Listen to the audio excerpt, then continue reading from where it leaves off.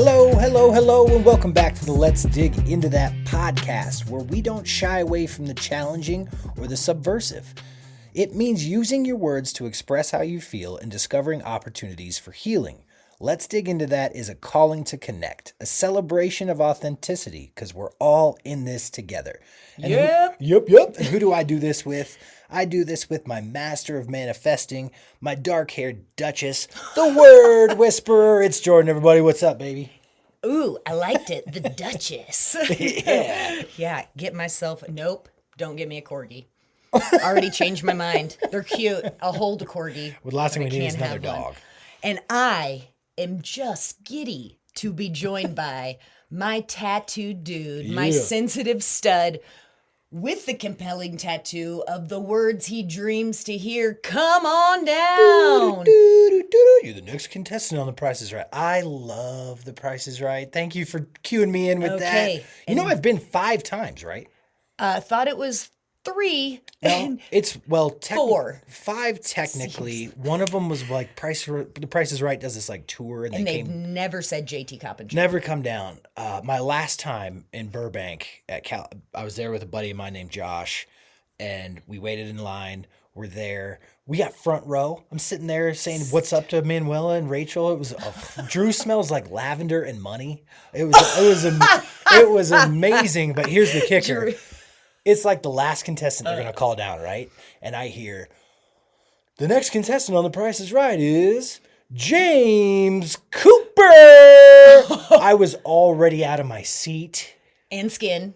Oh, my gosh. And I saw this other guy just strolling down. He had no pep in his step, like no high fives, zero enthusiasm. No thrill factor. If I ever see that man, we will have words. Did you remember? I know it's not his fault, but... You remember this? You would recognize this person on the street? Oh, yeah, he lives in my brain.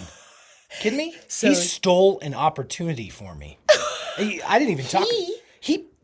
How did you sniff Drew if you never got called down? Because on commercial breaks, he like interacts with the audience. And so he would come up to the front of the stage, and it was like a full whiff of, I want your life for me. That's what happened. We watched some original Drew comedy not too long ago. He's so good. Do you ever wish that in society today, we just continued to barter and trade? So Duchess over here talking to James is JT. And so, yes, barter and like in pelts. What are we thinking? Absolutely. I'm so tired of the money grind. This is not the first time you've alluded to your disdain for our capitalistic drive. It's not that. Like, I believe in a capitalistic society and making money. It's just, it feels like my nemesis, where it is constantly something I worry and stress out over. And perpetual worry. Yeah. And you're going, my brawn is not being put to use in a potential. Exactly. Look at me. And we have 13 deer outside our house right now. Like, you're going to round them up? Think about the resources that we have. And so sometimes just I got innate hustle.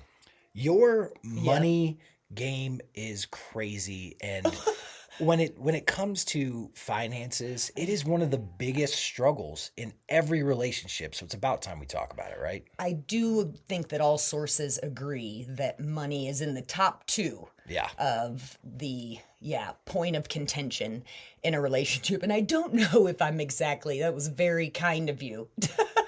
Brag me up there. But I am a numbers geek. I would call my financial personality stats tutor. Yeah. Like, I don't want to be the bookkeeper. That lacks a bit of fun. For some reason, stat tutor hits right in that sweet spot of fun for me. It's all lunacy. But knowing my those curves gotcha. But knowing my personality, I do think that I have a natural tendency.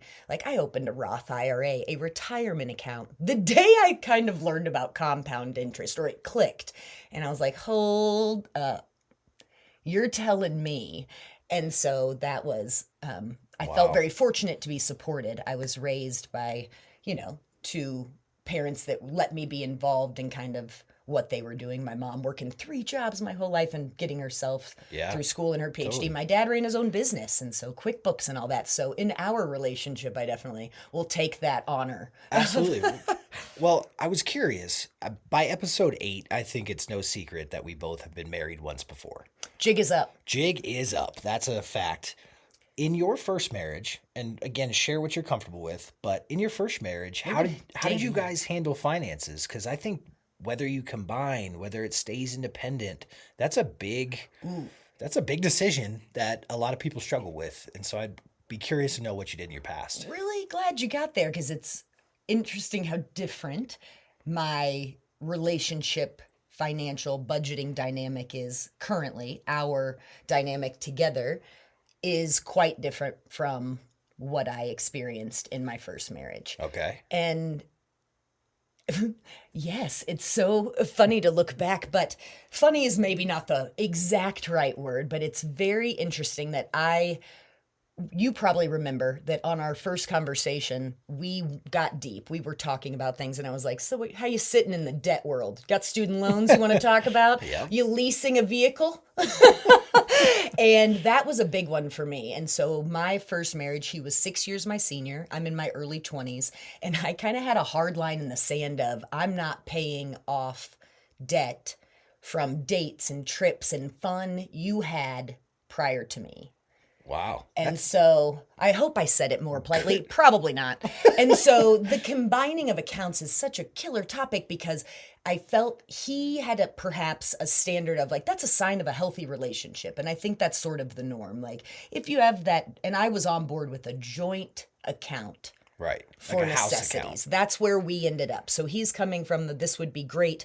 We are in this, we're getting married. And the joint account started when we were engaged, but he wanted everything just combined. Yep. And Gotcha. I am very transparent where I was like, here's where I've got retirement stuff. Here's where, the teeny tiny investment, portfolio I was working with, here's my car status. And so very above board and everything on the table. But his preference until the end, as I sit here divorced from that partner on this couch, that I'm going, well, I guess it's kind of okay that we didn't. And on that day, Yeah, I mean, that's so interesting because really we've done. it sounds like I was quite emasculating. It's a little hard to hear out loud where that's difficult. And I hope I made it sort of engaging, but I kept a running tab. For 10 years? Yep. Wow. And so kind of tried to make it a joke, but it was, we had business accounts, expense accounts. It made good sense. I'm a huge Sky Miles fan. I'm sure Right. that will come up in our budgeting, but that I tried to make it where he said, I got us this weekend away, yada, yada, yada. And I would say, oh, I'll cover flights or whatever. And then it would So kind you guys made it work, and I think it's I important. felt comfortable. He felt forced, I think. Gotcha. So the emasculating thing, I kind of want to get back into that because the whole barter and trade situation comes from me just feeling burnt out on money. And like, I don't want to ever isolate someone or anything, but as a guy, I am ultra connected to this topic because it's sort of plagued me my whole life.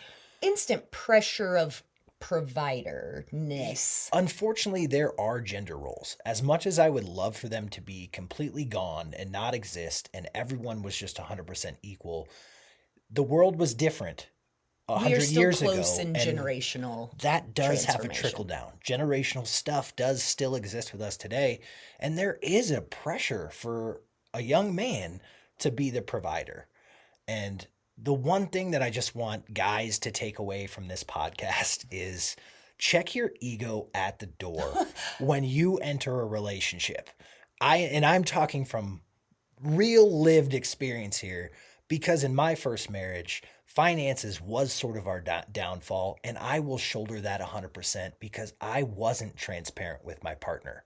I needed to puff myself up and seem like inflated, exactly. And so bit of imposter. right. And it's something that I regret and always will, and sort of living amends to try to make that PSA, situation better. learn from this. Check your ego at the door, because if you pretend to be something that you're not, especially in the world of finance, because money It's gonna come up. it's a tangible, real thing. It's not a concept. It's not an idea. Be honest and make sure that you say everything. And that's a really challenging thing because money is so hard to talk about.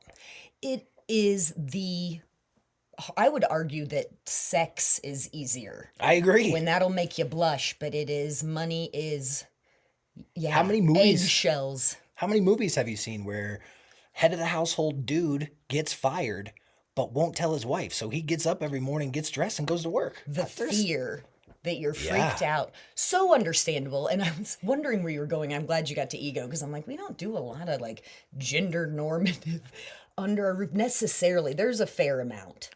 But that's what's ego, cool. I was very, very much tracking Yeah. with you there. That it is the minute that my ex and I, for a time, worked the exact same job for separate companies. We were competitors, both selling wine in the market. Yeah. And I thought it was like the coolest, like, we are the freaking golden couple. We are going to rule this town. Get ready, Valentine's Day. You are going to be enjoying either my bubbles or his pink rosé. You know, I felt so good.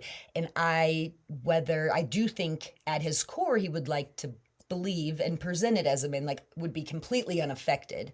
But as my career progressed, there was a time where I brought home more. Ooh. And you're already feeling like you're emasculating him on how you're handling the finances. I didn't feel like that in the moment. I was like, go ahead and try to move this rock. I mean, I just was unwavering. And I think I was raised to be fairly, not fearfully autonomous, but protect yourself. yeah, know your shit. I started a business before I had my driver's license. And so I kept books, one shoe over the cuckoo's nest. That's right. That's right. And I sold adorable little tricked out sandals. And it was important that I wanted to know that I was saving. I paid for somebody to drive me around. My mom. Yeah, in some capacity. I owe her huge for it. Yeah, I still probably owe her some interest or dividend payments on that. But the emasculation part didn't hit me until maybe today. This moment, this conversation. But I think that the salary discrepancy was something that in my memory, I'm like, we didn't really talk about it, but you could sense something. And I don't want to, it's so far back, I don't want to make it something that it wasn't. Right. And I don't want to just talk about your last marriage either. So I'm trying but that is such a challenging dynamic that I think a lot of couples deal with.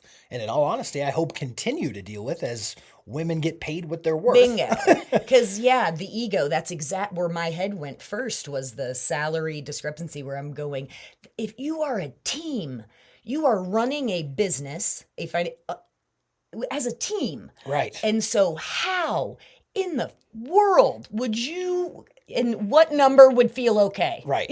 Only if she just made $40,000 a year. 41? 41's too much. 41.5 in That makes me 2020. feel terrible. I don't get it at all. No. But it's a real feeling. And so I Okay. don't want to discredit people who feel that, because This is only generational trauma drop down, where I have felt it my entire life, where especially dating when you're younger and you're establishing these relationships and learning about the opposite sex. and establishing your career. Man, or job. Yeah, getting your feet under you. unfortunately, I dated some girls, and I don't want to throw shade at anyone, but the feelings that I felt was, if I don't make enough money to provide for her the way that she wants, she's going to find someone that will.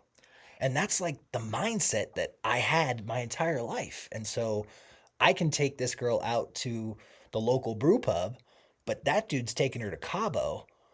That felt like I needed to make a significant life change in that moment, is how much pressure it felt. I picked the wrong field. Oh, you're creative writing, poetry. Yeah, diploma hanging on the wall. Going, what?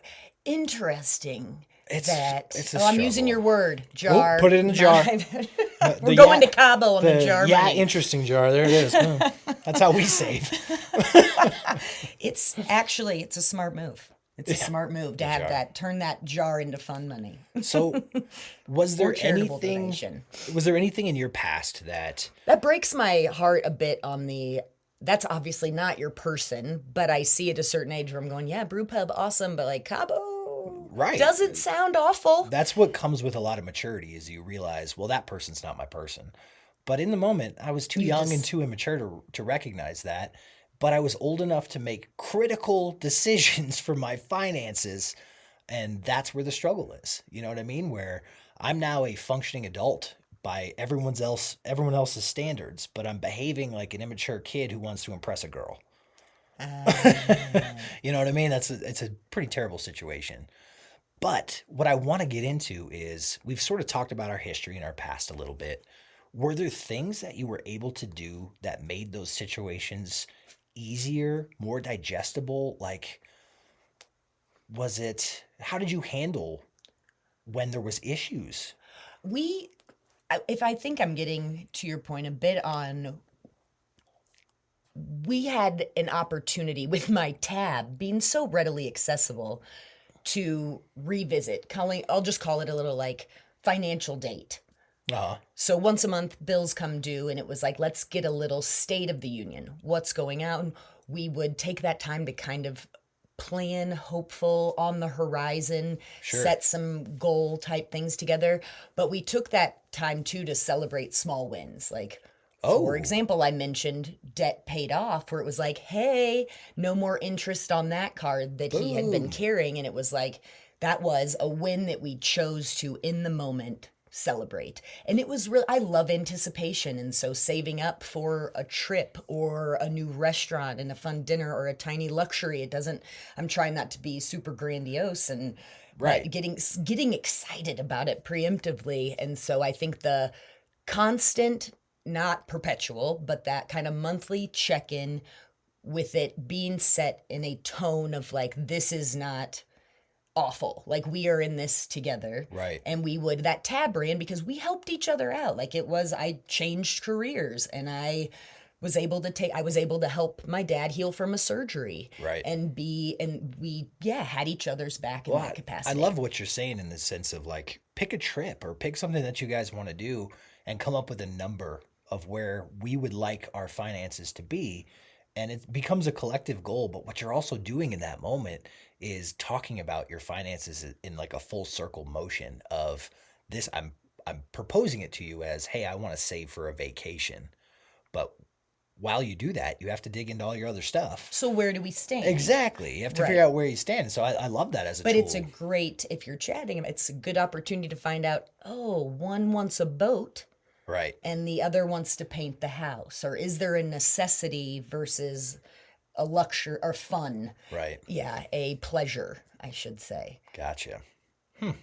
I think another tip that I wish wisdom I would tell my younger self would be realistic expectations. Yes. Just like the pressure you felt of, I have a penis, therefore I must provide, apparently. And which, don't get me wrong, I love to provide. It's a wonderful feeling. It's just... But it shouldn't come from a place of fear. It should be, hopefully... Well, the way it came from in my life, unfortunately, was if you don't provide to this level, I'll find someone who will. She'll disappear. Yeah. And that's just not a healthy thing. So realistic expectations. Date in your league of not your type. But that's really difficult with the outside influence, societal influence of, in the first year of marriage, we're going to buy the house, or we're going to take the honeymoon around the world. Have kids. We're going to have zero fertility issues. Right. And pop out babies on these dates. And I think that is a trap. And leads to, because again, finances are without question the number one thing you and I fight about. I agree. Hands down. 100% I agree with that. A small portion could be when I'm sleep deprived and or need a snack. But I could probably get it to finances by the end. We're fighting about money. Well, I think that's a really great thing to get into, because the reason we fight about it is we are used to doing things one way. And when you change it up, it's really difficult. Like, you imagine if we combined our finances. And so we are open and honest about our financial situation. But if you came to me one day and was like, hey, I just wanted to let you know, like, I want to save for a girls' trip and kind of have some stuff on my side. So I'm going to open up my own bank account and kind of have a credit card attached to it. Just wanted you to be in the know. Mm-hmm. In all honesty, I would be like, why? Why do you like, you can save for a girls' trip. It would make me uncomfortable and it shouldn't. And but like, we've already done it one way. To try to switch gears is really challenging. Yes, for us to have everything combined versus my none. Yeah. Well, excuse me, with the exception of the one joint. And so very tricky to Right. make that huge transition. Because I would say JT came from, as you now see, I need to be like, all my money needs to be presented, accounted for, double checked, notarized. I screwed it up once. I'm not going to make the same mistake. He is committed to his cause. For example, we have had a couple, we call them our barn sale, because we are past the point of garage out in these parts. And the joke, oh man, Oh, God, don't even. 50 times every single, how much for the barn? Which Chuckle, barn's chuckle. for sale? But JT will complete a transaction, sell a knickknack, not a barn, sell a knickknack, and he will have $20 in his hot little hand and will almost be in a dead sprint to Get my this out of fanny my hand. pack. Get this away from me. I don't hate it. Stats tutor over here is like, bring it on. And so it's important to me because you would give me complete control, and I won't allow that either, where I want to take that girls' trip and know all of our bills get paid and things of that nature. So it's important our goals align, that Right. we Ooh, sit at the same table. Oh, great. I got one for you. Okay. Nervous. What would you do if I very politely asked you to check in with me before you made purchases? Ooh. Okay. So I have some buttons. To each I wish they their could see your own. face. To each their own. That's exactly the punchline. Is my face tells the whole story, whether I like it or not. I love that about you. Purchase approval. Everybody is in a relationship. Set your own. There's no right or wrong way. No right or wrong way. If someone were to say to me, if you were to say to me like, hey, if you're out there, like before you hit that register, why don't you just give me a buzz on like what you got in your cart, what you're thinking about? Apps, hard no, hard no. And so I think my polite, wisdom of experience, answer would be, if there's a price limit, I could see how a couple reasonably like, yeah, you don't want the impulse purchase out there of throwing around a couple grand at a time just to make a number where I'd be like, hey. And so I am very natural reaction, barf. Agreed. Yeah. In execution, though, I am not all up in your business. I am the one that does happen to pay the bills. And so when the credit card statements come, I do pull out my trusty highlighter. Yeah, this is all Yesterday you came at me with, what's this $1.94? Okay, I came at you. It was $1.92, and I did say, what the hell, man? And so I don't know if I came. And actually you sensitive. James And Cooper, actually- look out.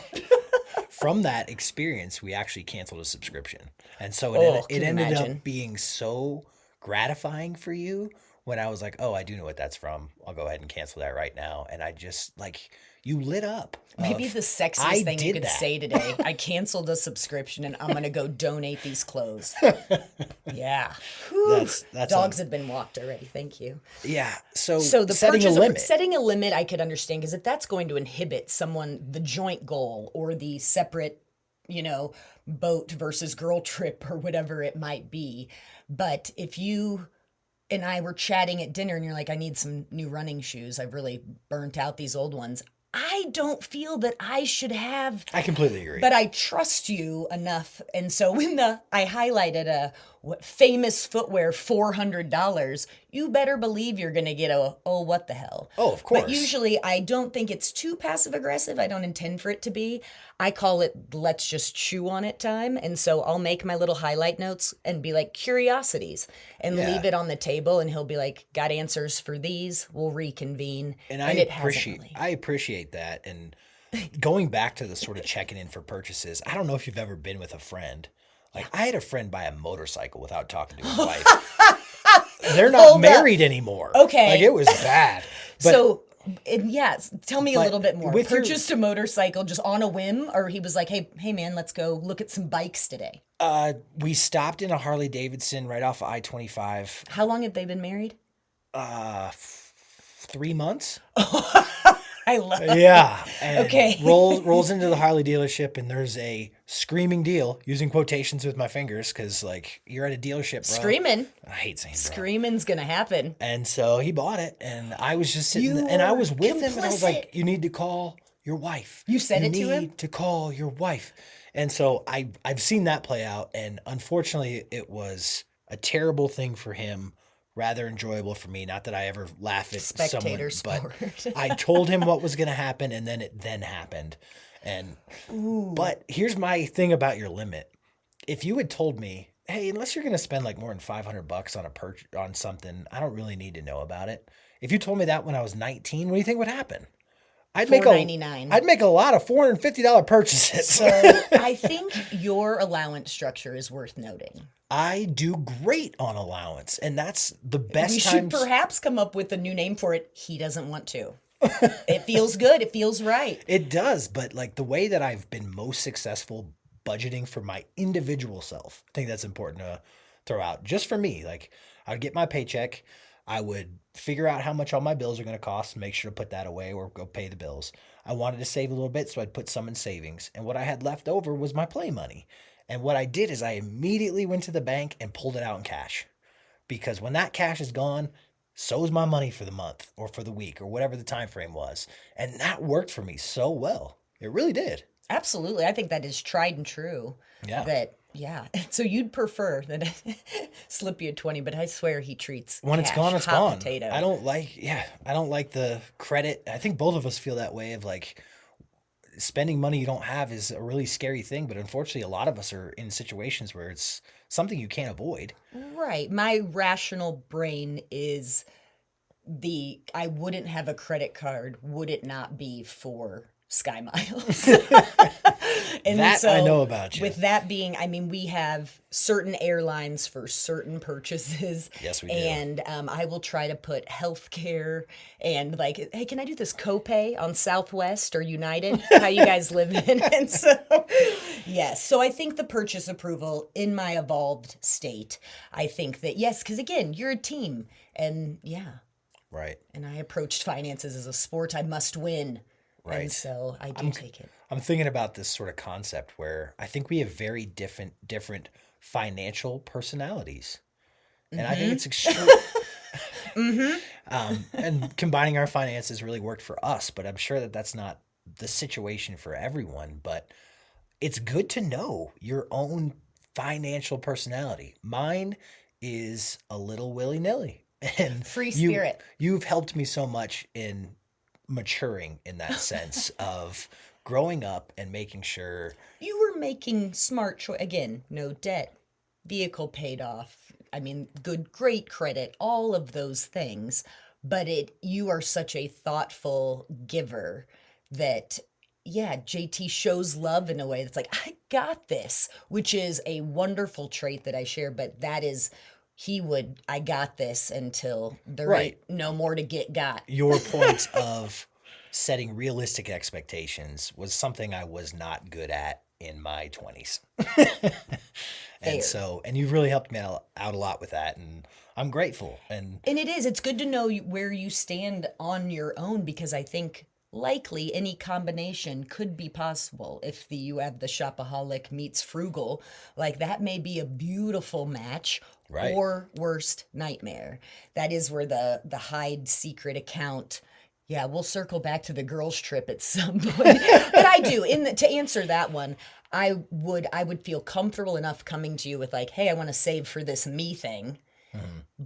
But I would maybe even, if I opened a credit card we're going to fly on Alaskan Airlines, let's see what kind of magic the only reason we'd open another credit card. Yeah, but I don't have any reason that I could see at this point where I would pull money from there. So it's important that you're in the loop with where we stand. Well, communication is the biggest part, and talking about this stuff up front. Like, when do you think it's the appropriate time for a couple to Again, have the conversation about finances? I gave you no time.